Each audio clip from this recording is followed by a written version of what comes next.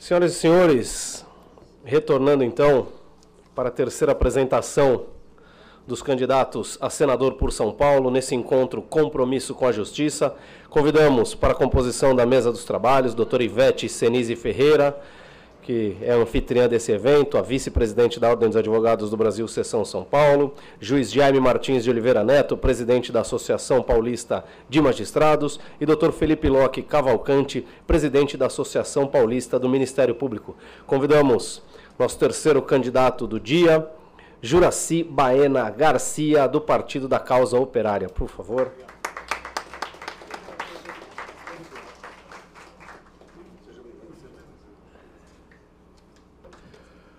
Para apresentar o candidato, com a palavra, doutor Felipe Locke Cavalcante. Bom dia a todos. É com muita honra que, em nome da Ordem dos Advogados do Brasil, aqui representada pela sua vice-presidente, doutora Ivete Senise Ferreira, nosso presidente da Pamages, Jaime de Oliveira, e por nós, representando a PMP, recebemos hoje o candidato ao Senado pelo Partido da Causa Operária, Juracy Baena Garcia, que nasceu na cidade de São Paulo em 1957. Sua atuação profissional está relacionada à administração de condomínios, sendo suplente do Conselho do Secov São Paulo, em representação à FEIComércio, já tendo ocupado a diretoria de condomínio na primeira instituição. Seus suplentes ao cargo do Senado são Afonso Teixeira Filho e Cláudio Roberto Vieira, ambos também do Partido da Causa Operária.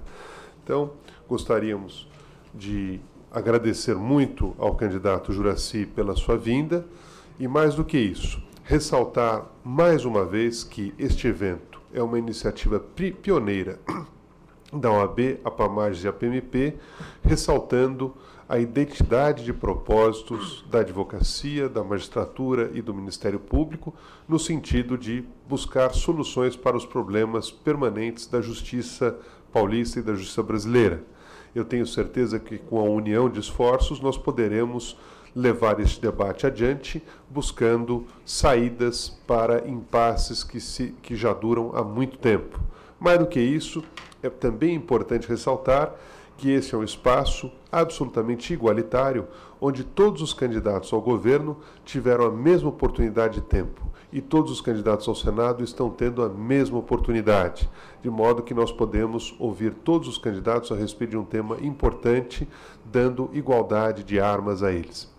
E, por fim, gostaria de ressaltar que as três entidades estão transmitindo ao vivo e depois manterão em seus sites todos os debates produzidos aqui, de modo que mais de 300 mil pessoas possam assistir ao vivo essas apresentações, demonstrando mais uma vez a OAB, a Pamages e a PMP à frente de seu tempo na luta pela democracia e pelo respeito às instituições no nosso Estado. Portanto, agradeço muito ao doutor Juracy pela sua vinda aqui. Muito obrigado.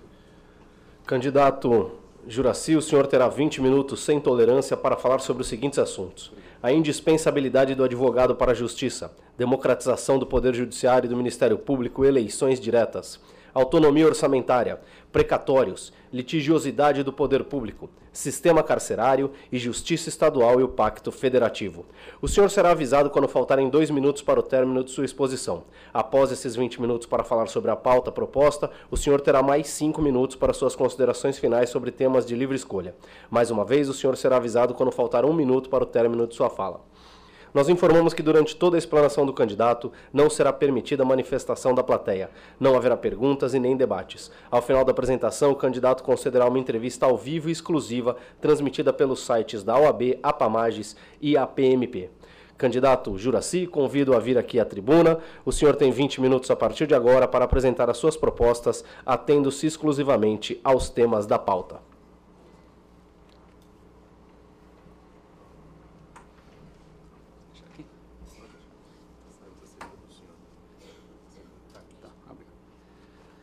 Bom dia a todos.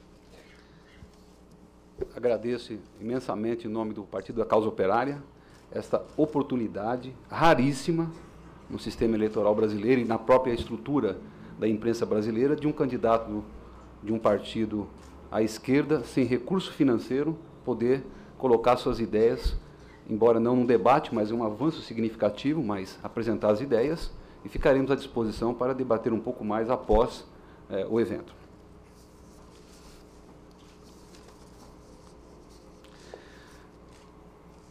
Cumpre, né, registrar, eu vou tentar responder, eu recebi a pauta, né, uma pauta bastante extensa, não sou advogado, embora a minha filha disse, mesmo que você não queira, filha, faça direito, porque acho que todo cidadão tem que fazer direito, e nós vamos, no decorrer do debate, explicar o porquê que eu sempre pensei dessa forma.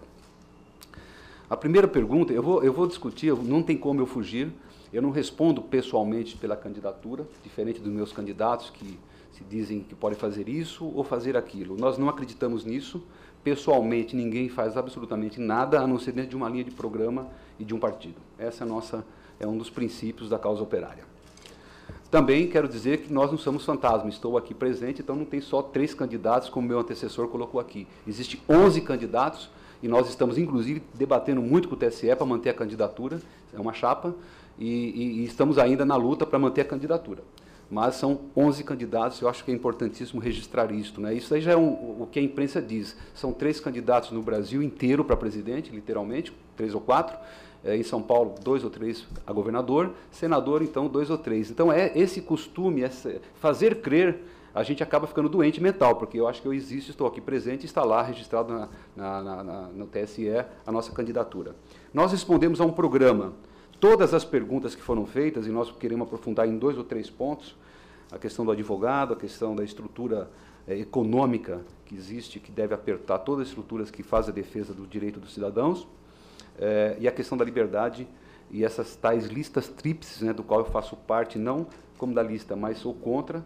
A Unifesp é um exemplo, a USP é um exemplo, são verdadeiras aberrações, a PUC recentemente foi outro exemplo. No nosso programa, que eu não tenho como ler todo o programa, até por uma questão de tempo, é determinante que a gente explique e, no conjunto, a gente consiga responder às questões que foram levantadas por esse Instituto. Bom, no item 7, nós somos contra a Constituição golpista e por uma Assembleia Nacional Constituinte livre e soberana. Por detrás da fachada democrática sobrevive, no regime atual, que sucedeu à ditadura, elementos fundamentais do regime anterior. A Constituição de 88, ao contrário do que prega a burguesia, de modo algum pode ser chamada de democrática. Ela não foi mais do que a solução democrática encontrada pelos Estados, dominado pelos militares e os velhos políticos da ditadura para buscar estabilizar o regime político esgotado e acossado pela mobilização operária. A Constituição de 88 serviu para recompor os aspectos antidemocráticos do regime militar, colocados abaixo pela mobilização das massas, além de deixar a porta aberta para a intervenção militar na situação política. A Constituição de 88 deu as bases para uma nova legislação antigreve e a um conjunto de medidas de cassação dos direitos democráticos da população. A esta Constituição reacionária foram sendo somadas uma série de reformas, como a da Previdência, no Congresso Nacional, dominado pela direita, e ações do medieval judiciário brasileiro, que permitiram as privatizações do Estado em crise, fazendo concessões menores à população pobre para aplacar a crise. Bolsa Família, ProUni, etc. O governo da Frente Popular foi, assim, um cumpridor da política de austeridade fiscal, abre parênteses, as metas de superávit primário, fecha, restringindo o uso do dinheiro público, abre parênteses, necessário para atender a demanda por serviços essenciais para a população, fecha parênteses, e o crescimento da máquina estatal. Para a alegria dos banqueiros, o PT manteve o Brasil com as mais altas taxas de juros do mundo, das dívidas públicas, interna e externa, fazendo com que até 47% do orçamento nacional fosse direcionado para o pagamento de juros e serviços para os banqueiros nacionais e estrangeiros. Nessas condições de favorecimento dos monopólios capitalistas, os programas sociais dos governos petistas, um modo de conseguir o apoio das massas para a disputa com o grande capital, não forma mais do que uma válvula de escape para a pressão vinda de baixo, com recursos profundamente limitados, chegando ao ponto de projetos como o Fome Zero padecerem por inanação de recursos, enquanto bilhões eram distribuídos para os bancos e outros sanguessugas. O avanço da crise capitalista, a partir de 2008, levou a uma crise dessas relações consensuais entre o imperialismo, que são os países, e já o G8, né? O G8 é o que nós chamamos de imperialismo, né?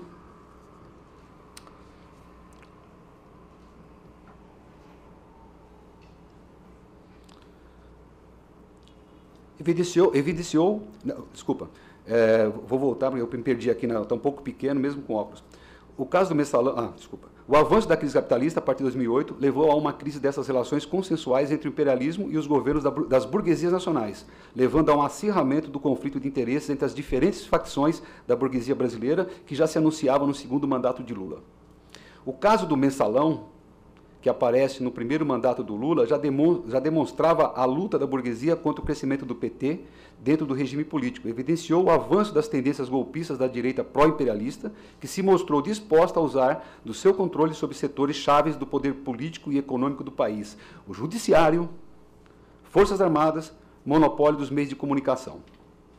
Para impor uma derrota não só ao PT, mas ao conjunto das massas e de forma decisiva aos seus setores mais organizados, para tentar impor, por meio de uma enorme manipulação e até mesmo de um golpe de Estado, como vem ocorrendo em vários países, sob impulso direto do imperialismo, um governo mais profundamente comprometido com a política de austeridade do imperialismo diante da crise, ou seja, de levar adiante uma aceleração do ataque sobre as condições de vida das massas para sustentar o parasitismo dos monopólios capitalistas à beira do colapso. Nessa situação, insere-se as eleições em um quadro de crise do regime político, como não se via há muito tempo, que ameaça levar o país a um quadro de enorme desestabilização política, que extrapola a polarização política entre a direita burguesa, liderada pelo PSDB e seu candidato presidencial Aécio Neves, tendo como segunda linha o socialista Eduardo Campos, falecido, no momento do nosso congresso ele estava em vida, e a Frente Popular, liderada pelo PT e a sua candidata à reeleição.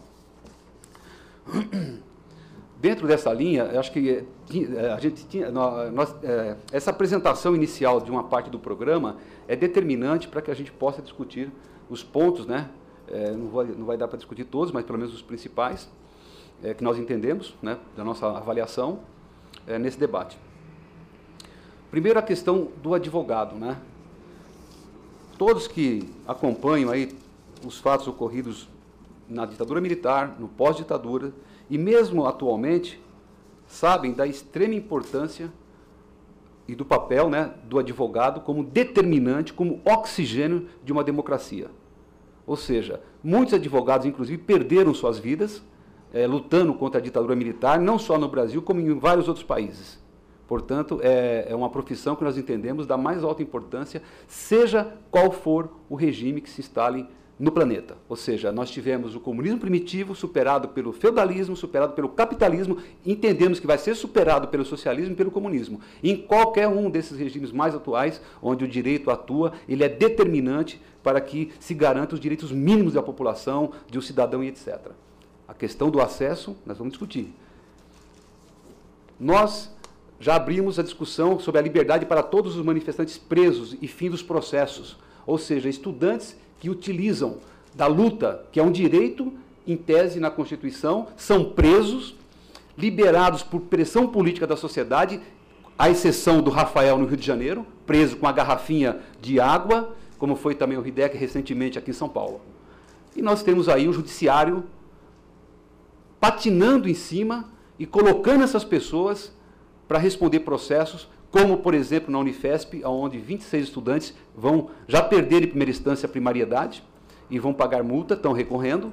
Quer dizer, uma aberração onde uma estrutura violenta do Estado, que a PM representa isso, ela é a ponta de ação, e a outra estrutura viciada e também a serviço de um capital, a serviço de uma estrutura de poder arcaica, que é o judiciário, a estrutura do judiciário.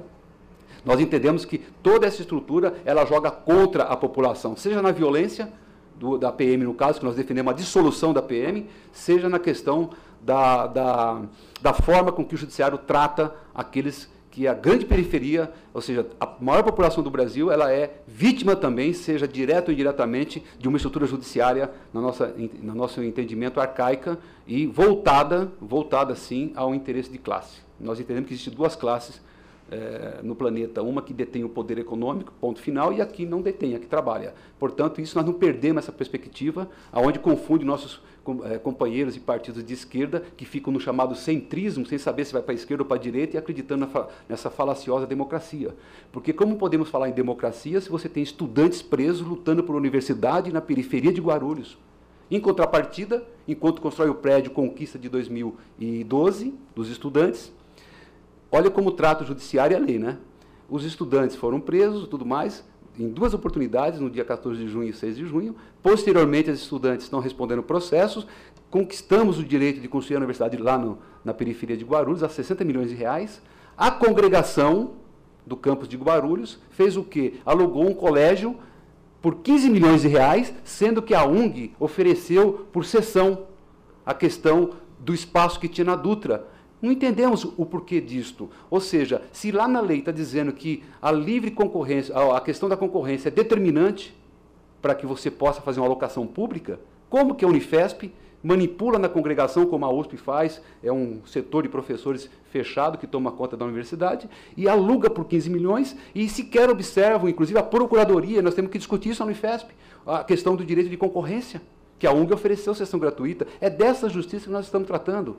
E isso nós colocamos dentro do Ministério da Justiça Federal em Guarulhos, na frente de promotores e juízes, e nós teremos que avançar nessa questão.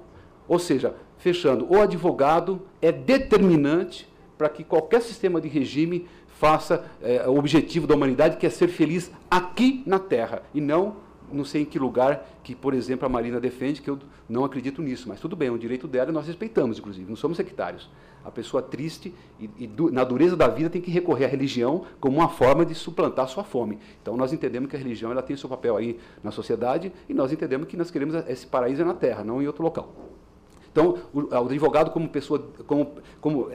pessoa determinante no processo do judiciário e na defesa dos direitos mínimos. O PCO é um grande crítico do PT, mas no caso do Mensalão também é uma outra estrutura judiciária viciada. A decisão do ex-presidente do Supremo Tribunal Federal foi uma decisão claramente tendenciosa, tanto que no trem-salão do PSDB ficou por isso mesmo. Então, é disso que nós estamos dizendo. Para chegar na questão da estrutura econômica, por exemplo, que eu imagino, não conheço, não sou advogado, estou candidato a Senado e a um cargo público pela primeira vez na minha vida, então não tive tempo de estudar todos os detalhes, mas sabemos que, por exemplo, tem 2 questões que são utilizadas e que são escondidas como as principais, na nossa opinião, que determinam o rumo da humanidade. Uma é econômica, é a base, a economia, a grana, o dinheiro, o din-din. Não tem nada que você faça se não tiver o dinheiro para pagar o metrô chegar aqui, pagar a gasolina chegar aqui ou o seu carro. Então, o dinheiro, no nosso entendimento, é base determinante, é quase que um oxigênio, produto das relações sociais, como é o oxigênio da natureza. Nós não podemos naturalizar as coisas, né? Então, eu imagino que uma estrutura como a necessária para os advogados atuarem, ela tem que ter toda a liberdade, não depender de lista tríplice, é uma aberração jurídica no nosso ponto de vista, colocar uma lista tríplice em que advogados, e nessa lista me parece, eu tenho um pouco de conhecimento, não tenho muito, em que há também uma limitação. Eu vejo pela Universidade Unifesp, você vai lá no Estatuto, na LDB Estatuto e no Regimento Geral, você tem um limite, não é qualquer professor que pode se candidatar à reitoria, por exemplo, à diretoria acadêmica. Isso não deve ser certamente diferente dentro do meio que os advogados atuam. Ou seja, há já uma pré-seleção limitando, né, a questão das pessoas, de qualquer advogado, se candidatar a qualquer cargo nesse país. Porque, para além da questão do currículo dele, e posso afirmar que na Unifesp não falta currículo, como também não falta falcatrua. Então, não é questão de currículo, é questão de um programa, um entendimento de que sociedade nós queremos. Então, o advogado tem que ter também a liberdade, em todos os aspectos, de escolher quem ele entende que pode melhor representar o judiciário. E nós defendemos também defendemos o final do Supremo Tribunal Federal, achamos que isso daí é mais uma burocracia lá em cima, como o Senado também, que eu sou um anticandidato, porque nós defendemos o fim do Senado. Achamos que ele é um apêndice, onde nossos candidatos, mesmo supostamente mais novos, vão envelhecer lá também. Fica lá um tribunal de senhores velhinhos que, na minha opinião, não serve para nada, não minha opinião, do partido, a não ser para burocratizar e dificultar a já dificultosa tarefa do Congresso Nacional, que pode absorver as tarefas do Senado. Portanto, essa liberdade na questão da escolha dos representantes no judiciário e fim de listas tríplices, isso nas universidades, no judiciário, em qualquer local, e até porque as manobras são impressionantes. Aqui na PUC, como também certamente aqui ocorre com vocês, às vezes o mais votado já passa por um critério de seleção difícil, né? Uma peneira. Aí tem lá os candidatos. Aí o mais votado fica na mão de um governo do Estado, de um governo federal, para ser indicado, no caso aí, no caso do judiciário, no caso da estrutura universitária para a reitoria, no caso do judiciário para as funções que eu não conheço toda a estrutura, como já disse anteriormente. Mas a lista tríplice, para mim, já fica bem claro, né, e para o nosso partido, que isso daí já é já é um mau sinal de que também o judiciário não vai bem das pernas. E toda essa estrutura que possibilita um critério de julgamento do mais alto presidente da corte do país para um partido, no caso o PT, que nós somos extremamente críticos. Não estou aqui defendendo o PT, nós temos nossas posições muito bem definidas nos jornais com relação ao PT, do qual nós fomos expulsos, inclusive, por defender a democracia dentro do partido. Mas a questão dos direitos.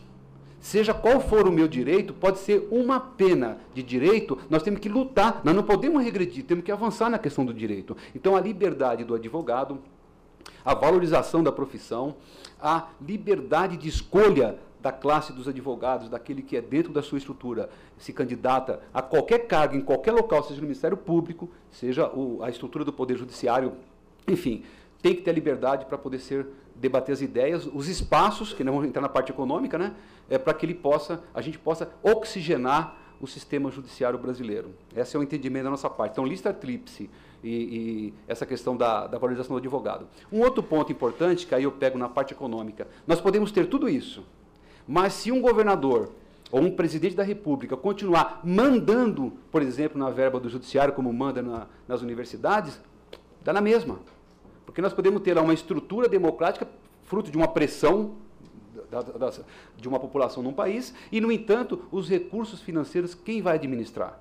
Ou seja, no caso do judiciário, os advogados organizados, tem movimentos de advogados, tem sindicatos, tem entidades importantes, tem o Ministério Público, tem uma série de entidades que podem e devem, inclusive, ter autonomia, por exemplo, na questão das verbas destinadas ao judiciário. Senão ele é estrangulado, e nós sabemos disso. Nós podemos reafirmar isso quando nós publicamos também um jornal, né, que nós vendemos para a sobrevivência, não tem propaganda nenhuma, a não ser as nossas ideias. A eleição é dos ricos. É dos ricos. Não tem por onde. Pega lá, a gente fala, bom, vamos levantar 30 mil reais para a candidatura a senador. E 15 milhões no candidato A, 20 milhões no candidato B, isso declarado. Não sabemos se ainda corre caixa 2 por aí, que todo mundo sabe que nesse país aqui não tem como você segurar tudo. É um processo de corrupção generalizado. Ou seja, a estrutura arcaica do próprio capitalismo que nós criticamos como uma etapa da humanidade necessária, a gente não tem ideia anarquista dessa coisa de voltar ao tempo das cavernas e ficar plantando plantinha, isso não existe. Tem que ler um pouco mais Marx, tem que avançar mais. Ou seja, a questão econômica é determinante para que tudo isso que nós conversamos, o advogado, nas suas instituições, seja no judiciário, seja no Ministério Público, ele possa plenamente desenvolver as suas atividades. E ainda mais hoje, eu fazendo filosofia, que eu acho que é outro, assim como o curso de Direito é determinante para a vida do cidadão, defendi para minha filha, ela fez Direito, tem a OAB, é determinante também que a gente estude um pouco mais a construção dos pensamentos humanos e faça crítica, porque o que tem de cara ruim também no passado não é brincadeira, né? Tem cara bom e cara ruim, como todo lugar, né? Então é isso que a gente vem aqui falar, não dá para tratar de todos os temas, né? Mas quero realçar aqui, em nome do nosso presidente do partido, do presidente Rui Costa Pimenta, que também está sendo massacrado na mídia, do ponto de vista de não ter espaço, do nosso candidato Raimundo, ao governo do Estado de São Paulo, um operário da periferia, e em meu nome, também como candidato a senador, agradecer com toda a sinceridade e de coração esse espaço aberto, que são pouquíssimos que se abrem, por isso que a gente entende e por isso o papel do advogado não é minha vontade, é uma questão de lógica. Se não fosse o pensamento e a atuação dos advogados, não teria aqui nesse espaço candidatos, os demais teriam os 3, como foi citado aqui anteriormente. Obrigado.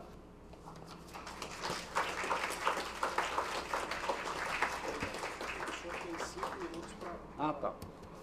Bom, em 5 minutos, né, eu agradeço, eu faço questão de agradecer porque nós estamos vendo aí o que significa uma mídia comprometida com os interesses. Então, eu não vi os demais candidatos, eu fiz questão de aguardar o anterior que me antecedeu, mas ele representa, na minha opinião, a oligarquia, representa tudo que nós questionamos. Ou seja, esse negócio de falar, porque o Suplicy está lá, porque o outro está lá, não, é a mesma coisa, não vai ser diferente. A diferença é que o Suplicy está mais no centrismo. O centrismo é aquele cara que fica na direita para a esquerda e não sabe o que faz. A questão do que está aqui, não, é a direita mesmo. É a direita mesmo, representa a direita no Estado de São Paulo, e o governo Dilma, nesse centrismo também, faz alianças diversas, inclusive com o Maluf, que foi recentemente anulado como candidato, aliás, demorou, essa morosidade judiciária é absurda, que é uma outra questão importante, que poderia ser debatido com mais tempo. tem toda uma estrutura e uma ideia sobre isso, mas de qualquer forma é isso, ou seja, nós, do Partido da Causa Operária, sobrevivemos enquanto partido da militância, da venda de jornais, a R$5 cada um. Nós não temos propaganda nos jornais, nós vivemos de eventos como Getúlio Vargas, entendemos que Getúlio Vargas foi um golpe que ia se dar em 54, foi adiado por 10 anos, isso é a história, todo mundo sabe, mas esconde um pouquinho, esconde essas questões todas, e ele, como era parte de uma burguesia nacional que não queria ceder ao imperialismo dos países, hoje o chamado G8, na época tinha um pouco de diferença, mas é praticamente os mesmos, e aí essa burguesia se revoltando, deu no que deu, porque Jango e nem Getúlio Vargas, a gente sabe que não era nenhum operário de ponta de coisa, e nem defendia, porque a questão não é só ser operário. Né? O antecessor, quem fez a obra com Marx, era um filho de industrial. Não tem nenhum sectarismo na questão do PCO com relação à questão pessoal. A questão é a opção de classe que se faz. Portanto, se um candidato vem procurar o PCO e ele tem um pequeno negócio, alguma coisa do tipo, o PCO jamais vai fechar as portas.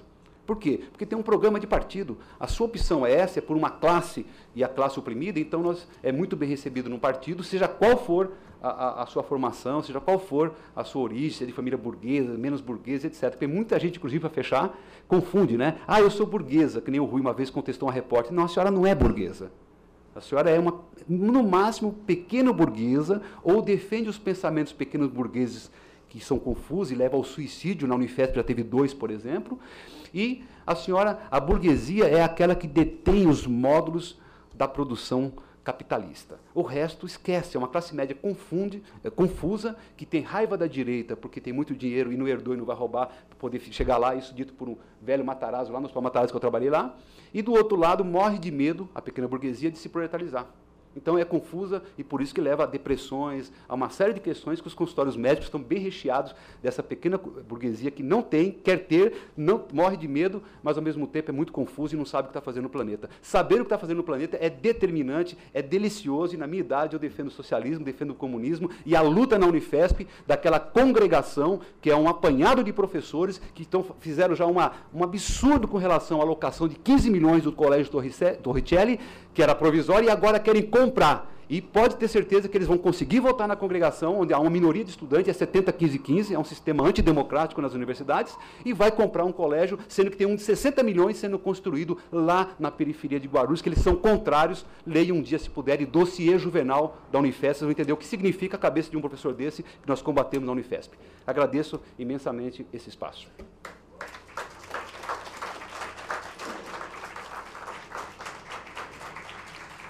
Gente, desculpa, peço o voto de vocês, claro. PCO, senador 290.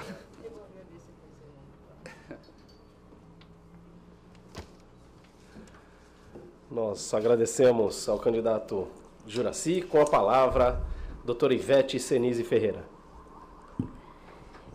Nós aqui queremos também expressar os nossos agradecimentos, não só da OAB São Paulo, como das entidades organizadoras, e agradecer a presença do candidato, que nos deu aqui a oportunidade de conhecer o seu pensamento, o pensamento do seu partido, para fazer a avaliação necessária a uma escolha democrática e ponderada, não é, dos que se apresentam para o Senado Federal.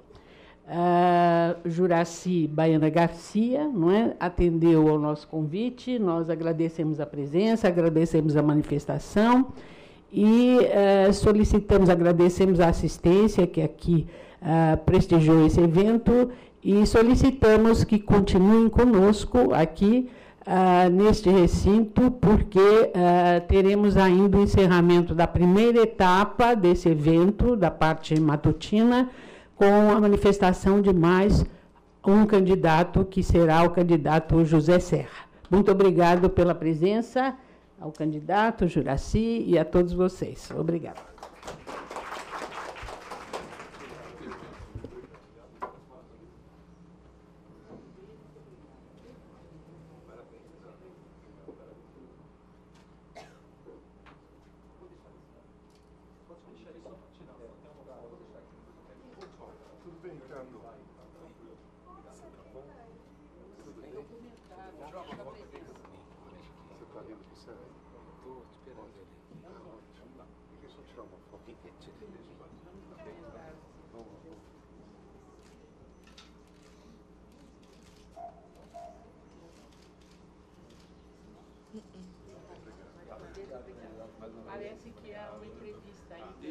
Na outra câmera, estou esperando aqui o candidato.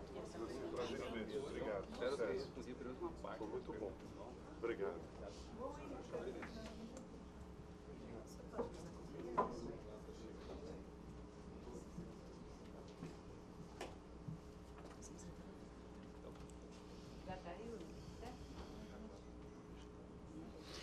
Muito bem, dando continuidade ao ciclo de exposições com os candidatos ao Senado para o Estado de São Paulo, o evento Compromisso com a Justiça, parceria entre as instituições OAB, APAMAGES e APMP. Ao meu lado, o candidato Juracy Baena, do PCO.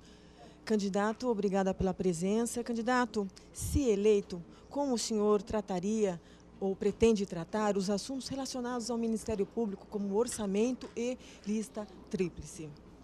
Bom, primeiramente, o pessoal não tem a menor ilusão com relação a uma eleição de cartas marcadas. Mas vamos, hipoteticamente, se eleito, a primeira medida vai ser a solicitação, o pedido de fim do Senado. Entendemos que é um instituto que não faz o menor sentido, toda a verba gasta com ele, o Congresso pode trabalhar com relação a isso. Avançando mais na questão da lista tríplice, não só... No caso, eu tenho minha experiência maior nas universidades, onde você utiliza a lista tríplice. Esta lista tríplice, na verdade, é um mascaramento de uma falsa democracia. Não existe democracia com lista tríplice. Os advogados têm todo o direito de se candidatar, que já há limitações para se candidatar, como há para a reitoria e diretoria acadêmica, como também tem todo o direito de escolher aquele que melhor represente. Portanto, nós somos a favor do final e fim de lista tríplice e abertura total à participação dos advogados nos seus institutos, nas eleições, seja quais forem. E defendemos, inclusive, a eleição para todos os níveis do judiciário e com mandato revogável, inclusive. Com relação à parte de orçamento, na nossa opinião, assim como o oxigênio é na natureza determinante para o ser humano sobreviver e todas as espécies vivas, inclusive plantas também, é determinante a questão econômica. Então nós entendemos em Marx que a questão econômica é um dos pontos determinantes para a sobrevivência de qualquer proposta da humanidade. Se queremos um judiciário independente, advogados independentes, institutos independentes, nós temos que fazer com que o controle de qualquer verba destinada da população seja controlada pelas entidades da classe e não por governos estaduais, municipais, que têm um certo controle em algumas instâncias, estaduais ou federais. Então nossa defesa é total liberdade de candidatura dos advogados nas suas eleições, seja no judiciário, no Ministério Público, em qualquer instituição, fim da lista tríplice e controle absoluto pelas entidades das verbas destinadas ao judiciário. Candidato, todos os candidatos estão sendo recebidos aqui na OAB São Paulo e têm o mesmo tempo para se expor. O que o senhor acha disso? Porque é bem diferente da questão de rádio e televisão. Bom, primeiramente, eu fiz questão de várias vezes parabenizar os organizadores deste evento. O PCO, como outros partidos também de esquerda, que nós temos algumas divergências, mas não na questão do direito, também são massacrados pela imprensa. O candidato Kassab, que me antecedeu, disse: os meus concorrentes Serra e Suplicy. Isso mostra claramente, ou eu sou uma figura que não existo, eu sou um fantasma que é candidato ao Senado, ou tem algum equívoco. O equívoco é a construção da imprensa, onde elas valorizam somente 2, 3, 4 candidatos do sistema, que não muda nada, Kassab não muda Serra, que não muda Suplicy, ou coisa do tipo. E nessa questão, nós também entendemos que ou a imprensa e todo o sistema democrático, ela fica na mão de controle da maioria, como aqui, por exemplo, conseguiram, a maioria impôs debates com o mesmo espaço para todos os candidatos, independente se o PCO tem 30 mil reais para a campanha ou o Kassab 20 milhões, algo do tipo, com o Serra, e o Suplicy 15 milhões. Isso daí, no sistema que está hoje viciado, é determinante para a sobrevivência desses candidatos. Como dizia, se não me engano, o Jânio Quadros, se eu tiver grana, não é isso, eu elejo um poste. Na minha opinião, é o que está acontecendo hoje no Brasil. Elege esse poste porque tem muito dinheiro para eleger poste.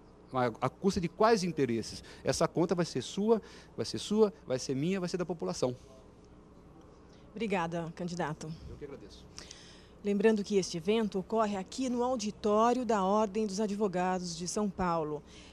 Voltamos daqui a pouco com o candidato José Serra, do PSDB.